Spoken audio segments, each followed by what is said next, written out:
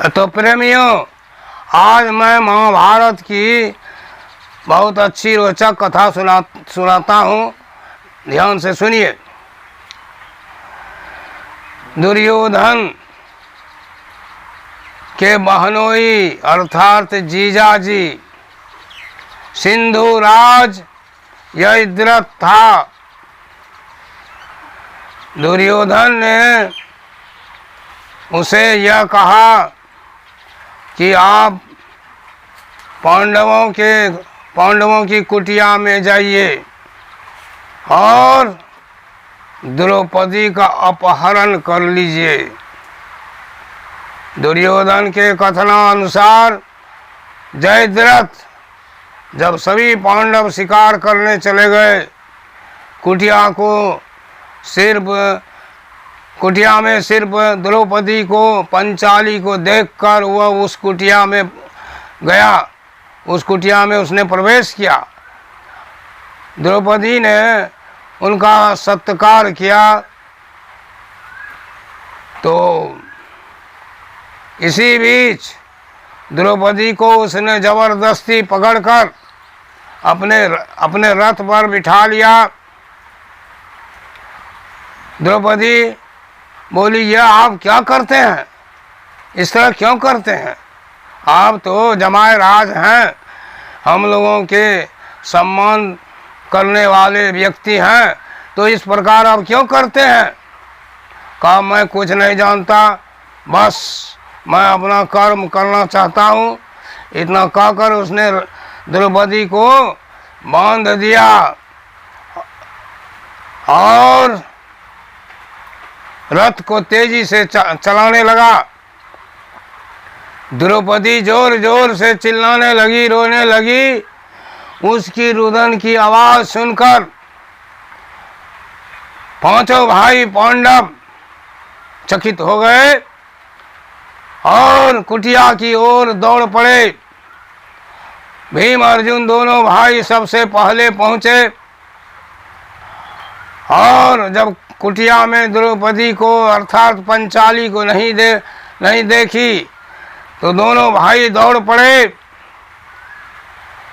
रास्ते में एक बूढ़े को उन लोगों ने देखा।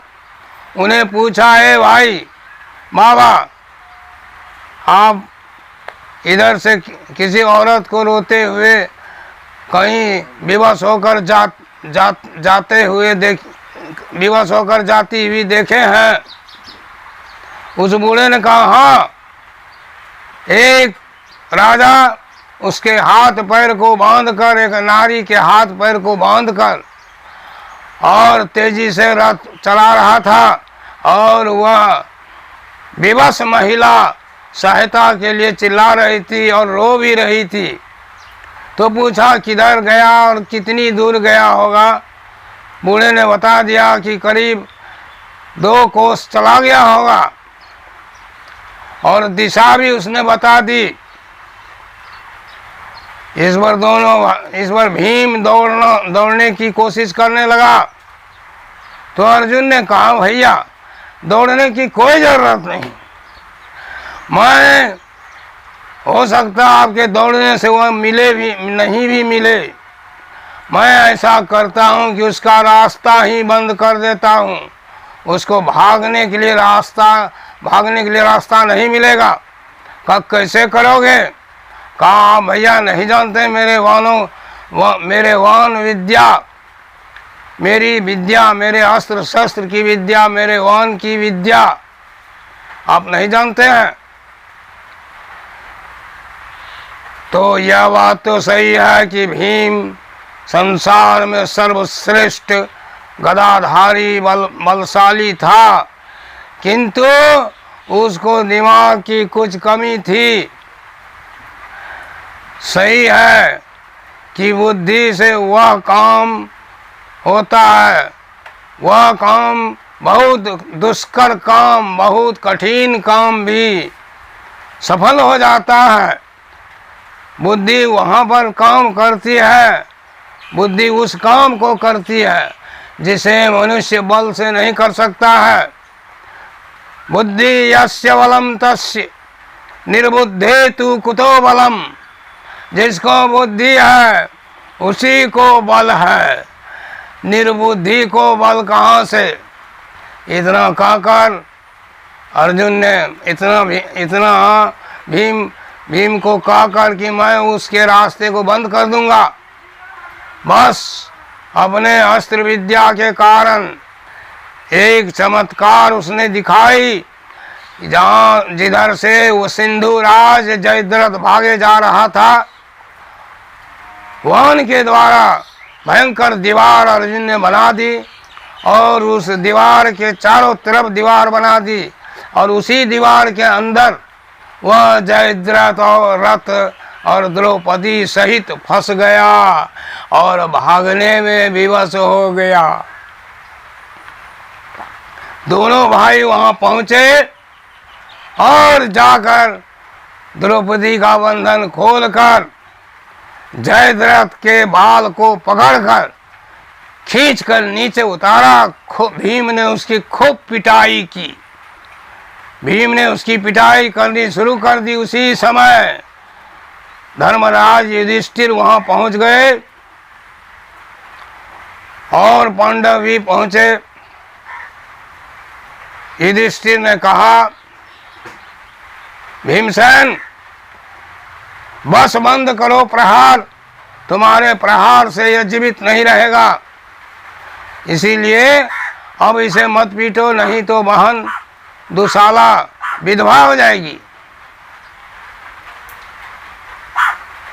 भीमसेन ने कहा, अरे मूर्ख जयद्रथ, ऐसे धर्म अधिकारी, ऐसे धर्मराज के साथ तुम्हें अन्याय करते शर्म नहीं आती है। जिसे तुमने उनकी तो बुराई की, किंतु तुम्हारे लिए उन्होंने भलाई की है। रे मूर्ख, संत और संत असंत की करनी सुनो। संत असंत की करनी सुनो, संत असंत की करनी जिमी कुठार चंदन आचरणी। संत और असंत की करनी उसी प्रकार है जिस प्रकार कुठार कुल्हाड़ी और चंदन के वृक्ष की करनी होती है। कुठार तो उसे उसका छेदन करता है वृक्ष का, किंतु वृक्ष उसके बदले उस कुठार में अपनी सुगंध दे देता है। जिमी कुठार चंदन आचरणी, काटही परशु मलय सुना भाई। निज गुण दे सुगंध वसाई, ताते सुर सिरन्न चढ़ई। जग वल्लभ श्रीखंड, अनल दाही पीटत घन ही। परशु वदन यह दंड। सुना, कुल्हाड़ी वृक्ष की बुराई करता है और वृक्ष उसकी भलाई करता है। उसका फल दोनों का सुनो। वृक्ष तो वह श्रीखंड चंदन देवों के सिर पर चढ़ाया जाता है, किंतु कुल्हाड़ी को आग में गर्म कर, अत्यंत लाल गर्म कर उसे भयंकर हथौड़े से पीटा जाता है। यह तो दुष्टों का हाल है। इसीलिए सुनो रे मूर्ख, तुम्हारी इन्होंने भलाई कर दी। हमारे भैया महाराज युधिष्ठिर ने तुम्हारी भलाई की। तो भीम ने कहा, मेरे भाई देखो, मेरे भाई ने तुम्हारी भलाई कर दी और तुम्हें शर्म नहीं आती है, किंतु मैं कुछ न कुछ तुम्हें दंड अवश्य दूंगा। इतना कहकर भीम ने द्रौपदी को पूछा, ऐसे क्या दंड दूं? भीम ने कहा, द्रौपदी बोली, इसे प्राण से तो मत मारिए, किंतु इसको ऐसा चिन्ह, ऐसा निशान दीजिए जो इसे जिंदगी भर याद रहे और समाज में मुंह दिखाने लायक नहीं रहे। तो कहा, क्या ऐसे किया जाए? द्रौपदी बोली, इसके सिर को मुड़कर 5 चोटियों को छोड़ दी जाए और काली चूना लगाकर इसे यहाँ से विदा किया जाए। वैसा ही किया गया और वह जयद्रथ समाज में मुंह दिखाने लायक नहीं रहा। वह समाज में न जाकर घोर जंगल में चला गया और बड़े वृक्ष के नीचे बैठकर आशुतोष की तपस्या करना, आशुतोष भगवान चंद्रशेखर की तपस्या करनी शुरू कर दी। भगवान ने सोचा इसे वरदान देना चाहिए। उस पर पार्वती ने कहा, इसे वरदान दीजिएगा, अधर्मी दुर्योधन की जीत होगी, इसीलिए इसको ऐसा वरदान नहीं दीजिए जिससे दुर्योधन की जीत हो। शंकर जी ने कहा, वही तो मैं सोच रहा हूँ, लेकिन कुछ न कुछ तो इसे वरदान अवश्य ही देना पड़ेगा। इतना बोलकर शंकर जी जयद्रथ के पास पहुँचे और कहा, जयद्रथ, तुम्हारी तपस्या से मैं प्रसन्न हूँ, मांगो क्या चाहते हो।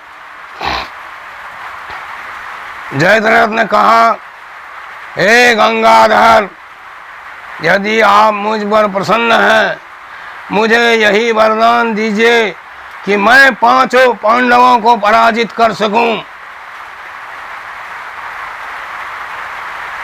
हंसने लगे भगवान शंकर। उन्होंने कहा, सुनो, 4 पर तो तुम विजय प्राप्त कर सकते हो, किंतु पार्थ पर विजय प्राप्त तुम नहीं कर सकता है, और न वह वरदान मैं तुम्हें दूंगा, क्योंकि पार्थ के पास ब्रह्मा विष्णु महेश तीनों के अस्त्र शस्त्र है। इन अस्त्रों की विद्या और उसका संचालन वह जानता है। अगर तुम उस पर विजय प्राप्त करोगे तो वे सभी अस्त्र निष्फल हो जाएंगे, जिससे ब्रह्मा विष्णु महेश की मर्यादा नष्ट हो जाएगी। इसीलिए मैं तुम्हें यह वरदान देता हूँ कि पार्थ को छोड़कर अन्य पांडवों पर, पार्थ और पार्थ पुत्र अभिमन्यु को छोड़कर अन्य पांडवों पर तुम विजय प्राप्त करोगे।